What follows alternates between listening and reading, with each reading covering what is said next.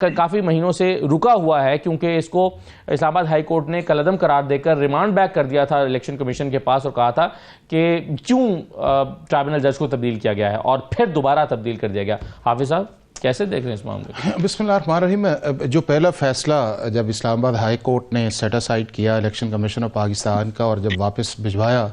तो उसका बुनियादी चीज़ थी कि आपने प्रॉपर अपॉर्चुनिटी ऑफ हेयरिंग नहीं दी और वो ग्राउंड्स ऐसी हाईलाइट नहीं की जिसकी बुनियाद के ऊपर जो है आपने उन पटिशन्स को ट्रांसफ़र किया। असल एक तो चीज़ दो राय कोई नहीं है कि जो सेक्शन 151 इलेक्शन एक्ट का है उसके अंदर ये इलेक्शन कमीशन ऑफ पाकिस्तान का प्रेरोगेटिव है कि वो एक पटिशन को दूसरे जज साहब के पास ट्रांसफ़र कर दे, और इसी तरह जो इलेक्शन ट्रिब्यूनल्स की अपॉइंटमेंट है वो भी इख्तियार इलेक्शन कमीशन ऑफ पाकिस्तान का है। और आपने देखा कि पिछले चीफ जस्टिस की सरबराही में जो बेंच बना था और लाहौर का जो इशू आया था और उसके अंदर फिर उन्होंने उस अथॉरिटी जो थी उसको इस्टेब्लिश किया कि अगर दोनों की कंसल्टेशन जो हो जाती है और बात किसी नतीजे पे पहुंचती है तो मुनासिब है, लेकिन लॉ या कॉन्स्टिट्यूशन के अंदर जो है ये प्रेरोगेटिव जो है इस्टेब्लिशमेंट ऑफ ट्रिब्यूनल्स, उनके अंदर जजेस की अपॉइंटमेंट और उसके बाद इलेक्शन पटिशन्स को ट्रांसफ़र करना from one tribunal to another tribunal, वो इलेक्शन कमीशन ऑफ पाकिस्तान की कॉम्पिटेंसी है, अथॉरिटी है। अब डेफिनेटली दोबारा ये इलेक्शन कमीशन का ये मामला जो है वो हाई कोर्ट के अंदर आएगा, लेकिन एक चीज़ इसके अंदर वाज़ेह है कि हाई कोर्ट जो है वो किसी मखसूस जज को न केस ट्रांसफ़र कर सकती है ना किसी मखसूस जज को कह सकती है कि आप इन इलेक्शन पिटीशन को सुने। नहीं, लेकिन उसके लिए आपको रीजनिंग तो देनी पड़ेगी ना। देखिए एक मखसूस स्टेज पर एक केस पहुंचे और एक फरीक कहे कि नहीं जी मुझे तो इस जज पे एतमाद नहीं है, मेरा ट्राइब्यूनल आप जज को चेंज कर दें, तो क्या इलेक्शन कमीशन चेंज कर सकता है? देखें ये है कि ये वो आप सिविलाइज बात कर रहे हैं कि जब किसी मुआशरे के अंदर जो है आप जज साहब को जाके कहें कि जी अब मुझे एतराज़ है आप मेरा केस ना सुने, और वो जज जनरली नहीं सुनते उन केसेस को। बट पाकिस्तान के अंदर मामला ये है कि अगर आप सुप्रीम कोर्ट के अंदर जाएं और आप कहें जी आप केस ना सुने, तो वो चाहे चीफ जस्टिस है या जजेस है वो कहते हैं हम तो सुनेंगे। यही आपकी प्रॉब्लम हाई कोर्ट्स के अंदर है, यही प्रॉब्लम आपकी जो है वो नीचे वाली कोर्ट्स के अंदर भी है कि हमारे जजेस जस्टिस नहीं करते। दूसरा उस वजह से एक और प्रॉब्लम भी है कि जो हमारे जजेस हैं, अब इस इलेक्शन ट्रिब्यूनल्स के अंदर जाएं तो जो जज साहब ने अपनी ऑब्जर्वेशंस दी थी या जिस तरह अपना माइंड को डिस्क्लोज किया था वही एक ग्राउंड बनी कि जिसके अंदर दूसरी पार्टी जो है वो इलेक्शन कमीशन के पास चली गई कि ट्रांसफर ऑफ एप्लीकेशन कर दे। पॉलिटिकल कंसिडरेशन हो रहा ऑन बात है, और यही वो चीज सबसे ज्यादा असद किसी जज को हिंच करती है या उसके प्रोसेस को डिस्टर्ब करती है कि जब आप जो हैं वो अपनी ऑब्जर्वेशन जो हैं वो टिकर्स की सूरत के अंदर लेके आते हैं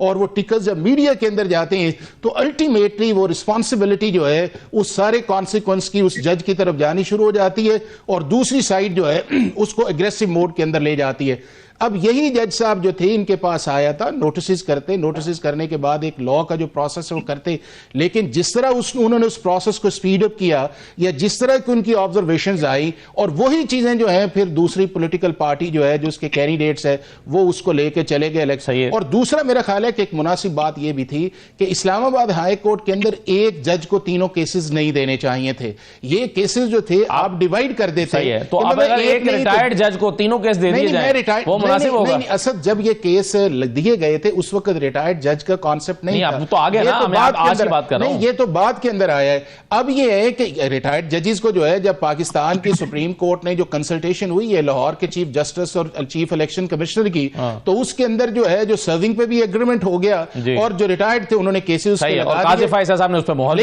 आपका मौजूद नहीं। जब लॉ आपका मौजूद है तो आप उसको पॉलिटिकली तो कह सकते हैं कि जी ये इस तरह नहीं आना चाहिए, बट जितनी देर तक लॉ ऑफ लैंड आपको फॉलो करना पड़ेगा। और इस सारे प्रॉब्लम के अंदर जो चीज सामने आती है वो ये आती है कि हमारी अदालतों की ऑब्जर्वेशन, हमारी अदालतों के जजेस का कॉन्डक्ट और उसके बाद जिस तरह प्रोसेस को लेके चलना होता है उन्हीं के लिए या चले जानते हैं कि फैसला चॉइस आपने सवाल हाफिज साहब से कर लेता हूं। हाफिज साहब ये कितनी अहमियत का हामिल केस है? देखिए चीज ये है कि इलेक्शन एक्ट के अंदर पार्लियामेंट जो है उसकी ये लेजिस्लेटिव कॉम्पिटेंसी है कि वो अमेंडमेंट कर ले जी, और कई अमेंडमेंट्स आई हैं उस चीज़ के अंदर। अब ये जो अमेंडमेंट्स थी ये आपके 4 एरियाज़ के अंदर आई थी। एक ये आई थी कि जब आपने नॉमिनेशन पेपर को आपने देना है उस वक्त आपने अपनी पार्टी एफिलिएशन जो है उसका एक प्रूफ उसके साथ देना है। दूसरा उस सीट के अंदर आई थी कि जब आप एक दफ़ा डिक्लेरेशन दे देते हैं तो आप उस डिक्लेरेशन को विड्रॉ नहीं कर सकते। तीसरा उस वक्त आया था कि जो आपका सेक्शन 94 है उसके अंदर ये है कि अगर आपका कोई इलेक्शन शेड्यूल रिज़र्व सीट्स का कोई प्रोग्राम निकलता है तो उस प्रोग्राम को जो है आपको फॉलो करना चाहिए। और फिर ये था कि आपको अपनी एफिलिएशन जो है जब आप डिक्लेयर कर दें तो आप उसको रिटर्न नहीं कर सकते। अब ये है कि ये उस पीरियड के अंदर आई कि जिस वक्त रिज़र्व सीट्स वाली जो जजमेंट थी वो आपका शॉर्ट ऑर्डर आया था, लेकिन उसकी डिटेल रीजनिंग नहीं आई थी। और सुप्रीम कोर्ट जो थी वो सिर्फ आर्टिकल 51 के ऊपर जो है उसकी बजाय उसने आर्टिकल 17 के ऊपर एक फ़ैसला दिया। अब सुप्रीम कोर्ट ऑफ पाकिस्तान अगर आर्टिकल 51 या आर्टिकल 17 या आर्टिकल 106 के मुताबिक फ़ैसला दे देती तो शायद पार्लियामेंट जो है वो लेजिस्लेशन ना करती इस चीज़ के अंदर के इशू एक डिसाइडेड था। जब सुप्रीम कोर्ट ने 12 जुलाई की जो जजमेंट एक वेग दी और उसके अंदर उनका सेंट्रिक पॉइंट ये था कि इनको सीट्स दी जाएं और वो सीट ऐसी पॉलिटिकल पार्टी को दी जाए ना जिसकी पटिशन थी, ना जिसकी प्रेयर थी, और ना ही उन्होंने किसी स्टेज के ऊपर इसको क्लेम किया था कि हमें दी जाएं। लेकिन पाकिस्तान की सुप्रीम कोर्ट ने आर्टिकल 187 जो है उसका एक्सरसाइज किया, हालांकि आर्टिकल 187 जो है वो subject to article 175 supreme court का फैसला गलत था। नहीं मैं ये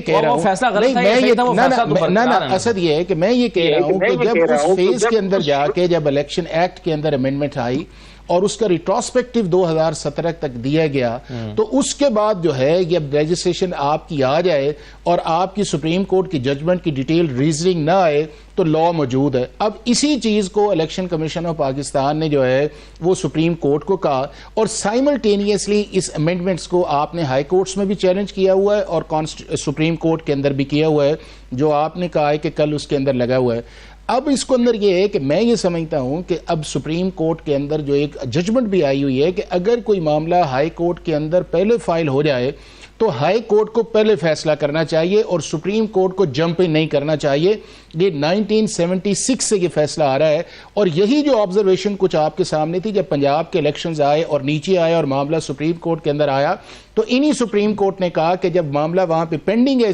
लाहौर हाई कोर्ट के अंदर तो हमें जुरिसडिक्शन को एक्सरसाइज नहीं करना चाहिए। अब कल इसके अंदर यह है कि क्या पाकिस्तान का जो कॉन्स्टिट्यूशनल बेंच है वो उनको एंटरटेन करता है या नहीं करता, और दूसरा उस चीज के अंदर यह है कि अगर वो लेजिस्लेशन रिट्रोस्पेक्टिवली आई है तो क्या पार्लियामेंट की लेजिस्लेटिव कॉम्पिटेंसी है। ये वो दो बुनियादी सवाल हैं और अगर उन 100 सवालों के ऊपर मेंटेनेबिलिटी को क्रॉस कर लिया जाता है तो बात आगे बढ़ेगी। अगर मेंटेनेबिलिटी नहीं आती तो फिर रिट्रोस्पेक्टिविटी है और पाकिस्तान की सुप्रीम कोर्ट जो है वो बाज दफा आपकी रिट्रोस्पेक्टिव लेजिस्लेशन जो है उसको अपहोल्ड भी कर देती है और बाज दफा उसको सेट असाइड भी कर देती है। लेकिन जो इंपॉर्टेंट चीज मैं समझता ये हूं